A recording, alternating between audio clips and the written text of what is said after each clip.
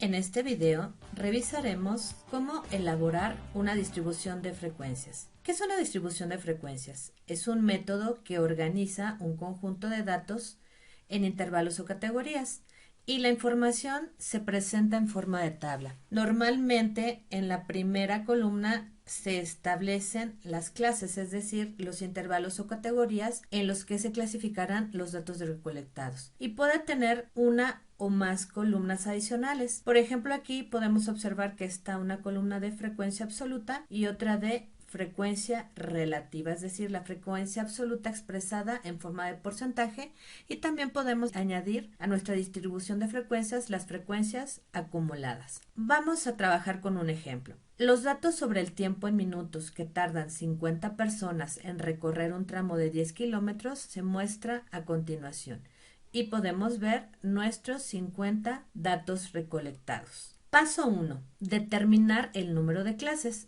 Y lo vamos a hacer con la fórmula de 2 a la k mayor o igual que n, donde k es el número de clases y n es el número de datos. Para nuestro ejemplo, el número de datos es igual a 50, ya que fueron el número de datos recolectados. Lo primero que tenemos que hacer es dar valores a k y sustituirlos en la fórmula y verificar si cumplen con el criterio de que el resultado sea mayor o igual a 50. Lo hacemos con 1, elevamos 2 a la 1 y nos da 2. Vemos que no cumple con la condición de que sea mayor o igual a 50. Podemos también trabajar con k igual con 3 y eso nos da un resultado de 8. Podemos ver que tampoco cumple con el criterio. 2 a la 5 nos da un resultado de 32. Podemos observar que de igual manera k igual con 5 tampoco cumple con la condición establecida. ¿Qué valor entonces nos permite cumplir con el criterio? 2 a la 6 nos da un resultado de 64 y 64 sí es un valor mayor que 50. Por lo tanto, se cumple el criterio. Entonces, para nuestro ejemplo, el número de clases requerido para nuestros 50 datos es de 6. Paso 2. Vamos a determinar el intervalo o ancho de la clase con la siguiente fórmula. I es mayor o igual a h menos L entre k, donde I es el intervalo o ancho de clase, h es el valor mayor observado, es decir, el valor más grande de los datos recolectados, L es el valor menor observado, es decir, el valor más pequeño de los datos recolectados, y k es nuestro número de clases, es el valor que calculamos en el paso 1. Para nuestro ejemplo, h es igual a 102, es decir, el valor más grande de nuestros datos recolectados es 102. L es 50, es decir, el valor más pequeño de los 50 datos recolectados, y el número de clases que determinamos en el paso 1 es k y es igual con 6. Sustituyendo estos valores en la fórmula, nos queda de la siguiente forma. I es mayor o igual que 102 menos 50 entre 6. Y eso nos da un valor de 8.66. Por practicidad podemos redondear ese valor a un múltiplo de 10, que sería el número más cercano. Por lo tanto, podemos decir que nuestro intervalo de clase será de 10, ya que es más conveniente para el manejo de los datos. Paso 3. Vamos a establecer los límites de cada clase, es decir, de qué valor a qué valor va a ir cada categoría en las que clasificaremos nuestros datos recolectados. Lo primero que tenemos que hacer es establecer nuestro primer límite inferior. En este caso, como estamos trabajando con intervalos de clase que son múltiplos de 10 y coincide en que nuestro dato más pequeño es 50, podemos iniciar con nuestro menor dato. Lo anotamos y vamos a ir sumándole el intervalo de clase de categoría a categoría, como lo muestro a continuación. 50 más 10 sería 60. Ese 60 es el límite inferior de nuestra segunda clase. Vamos a sumarle 10, nos da 70, 70 más 10, 80, 80 más 10, 90 y 90 más 10, 100. Y de esta manera tenemos los límites inferiores de cada una de nuestras clases o intervalos de clase. Es importante que los coloquemos con corchetes. El corchete me indica que es un extremo cerrado.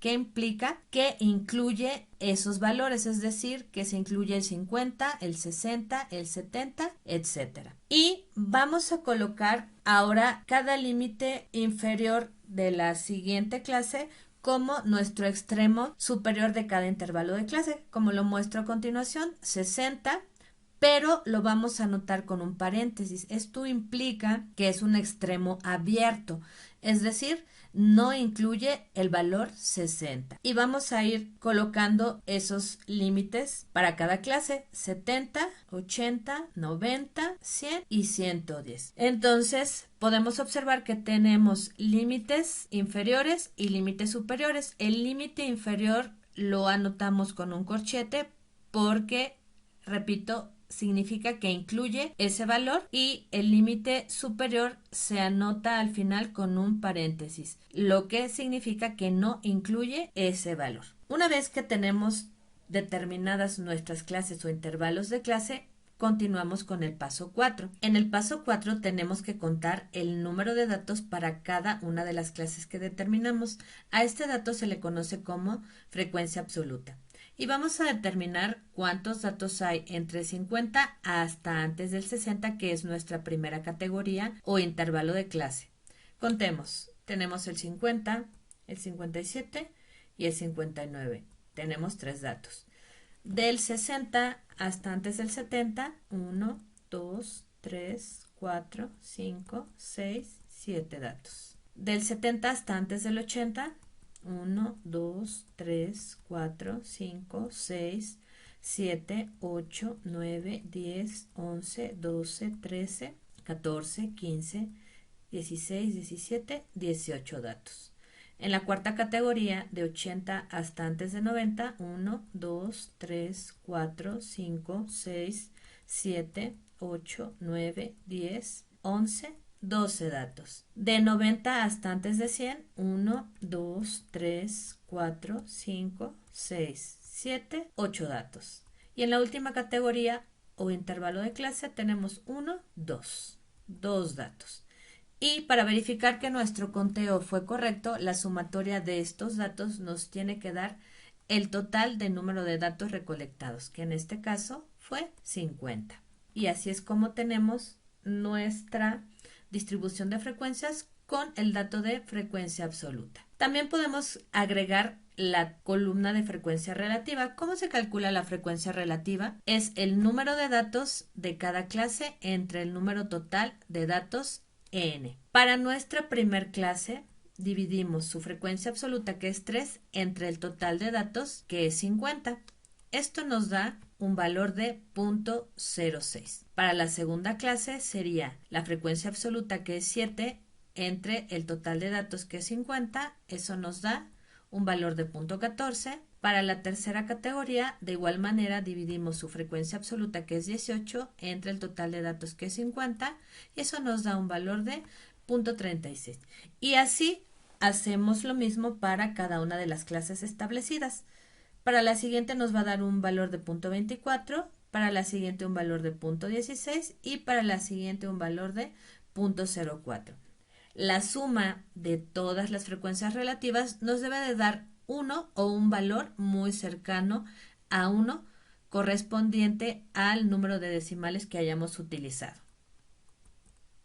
También podemos agregar la columna de frecuencia relativa porcentual, es decir, la frecuencia relativa expresada en porcentaje. Y lo único que tenemos que hacer es multiplicar la frecuencia relativa, que la calculamos como el número de datos de cada clase entre el número total de datos, y la vamos a multiplicar por 100. Es decir, 0.06 por 100 nos da 6%, 0.14 por 100 nos da 14%, y así sucesivamente para cada clase. 0.36 por 100, 36%, 0.24%, 24%, 0.16 por 100, 16%, 0.04 por 100, 4%. La suma de los porcentajes, en este caso, nos tendría que dar 100%. Ahora, también podemos incluir en nuestra distribución de frecuencias lo que se conoce como frecuencia acumulada. ¿Cómo encontramos o cómo determinamos la frecuencia acumulada? Lo que tenemos que hacer es sumar a cada clase la frecuencia acumulada de la clase anterior. Es decir, para la primera clase tenemos una frecuencia absoluta de 3 y tenemos que sumarle la frecuencia acumulada de la clase anterior. En este caso, como es la primera clase, no hay clase anterior, por lo tanto es 0 el valor al que se le tiene que sumar. Esto sería 3 más 0 y nos da 3. Para la segunda clase, ahora sí, a la frecuencia absoluta que es 7, le sumamos la frecuencia acumulada anterior que sería 3. Nos quedaría 7 más 3, 10. Y este 10 es nuestra frecuencia absoluta acumulada. De igual manera, a la siguiente clase, que en este caso es 18, su frecuencia absoluta le sumamos la frecuencia acumulada anterior y nos daría 18 más 10. El resultado es 28. Y así sucesivamente, 12 más 28 me da 40, 8 más 40 me da 48 y finalmente 2 más 48 me da 50. Cuando la última frecuencia absoluta acumulada es igual a mi número total de datos recolectados, podemos dar por entendido que se hizo el procedimiento en forma correcta. Y así nos quedan los resultados. 3, 10, 28, 40, 48 y 50 son nuestras frecuencias absolutas acumuladas. Y hacemos el mismo procedimiento para determinar la frecuencia relativa acumulada. Sumamos a la frecuencia relativa la frecuencia acumulada de la clase anterior. Para la primera sabemos que se suma con 0 ya que no hay una clase anterior. Sería 0.06 más 0 nos da 0.06. Para la siguiente sería 0.14 más 0.06 nos da 0.20. 0.36 más la anterior que es 0.20 nos da 0.56 y así sucesivamente. 0.24 más 0.56 nos da 0.80. 0.16 más 0.80 nos da 0.96. 0.04 más 0.96 nos da 1. La última frecuencia relativa acumulada tiene que ser igual al total de nuestra frecuencia relativa. Y así nos quedan los valores. 0.06, 0.20, 0.56, 0.80, 0.96 y 1. Otro dato que tenemos que calcular es la marca de clase. Este dato nos sirve para trazar nuestro polígono de frecuencias. Y lo único que tenemos que hacer es sacar el promedio de los límites inferior y superior de cada clase, es decir, 50 más 60 entre 2, eso nos da 55. Para la siguiente sería 60 más 70 entre 2, nos da 65. Para la siguiente sería 70 más 80 entre 2 nos da 75 y así hacemos el mismo procedimiento para cada una de las clases. Y esos son nuestros resultados para la marca de clase. Y con estos datos ya tenemos la información necesaria para poder trazar nuestro histograma y nuestro polígono de frecuencias. El histograma en forma manual se traza dibujando nuestro eje horizontal donde podemos anotar las marcas de clase o bien también podemos anotar los límites de cada una de mis clases. Y en el eje vertical vamos a establecer una escala que nos permita identificar, en este caso, la frecuencia absoluta. E identificamos la frecuencia absoluta para cada clase o para cada marca de clase. Por ejemplo, aquí tenemos el 55, que es la marca de clase para nuestra primera clase, e identificamos la frecuencia absoluta, que es 3. Y aquí está identificada. Y así lo hacemos para cada una de nuestras clases, de tal manera que obtengamos columnas continuas. Un histograma debe de tener barras o columnas continuas. En el caso del polígono de frecuencia se puede trazar dentro del mismo gráfico y lo único que hacemos es identificar la parte media de la barra trazada con un punto. Una vez que tenemos identificados cada uno de los puntos, los unimos con líneas rectas y de esta forma tenemos el polígono de frecuencia. Con esto terminamos la sesión donde se revisó cómo construir una distribución de frecuencias y cómo dibujar manualmente un histograma y un polígono de frecuencias. Agradezco su atención.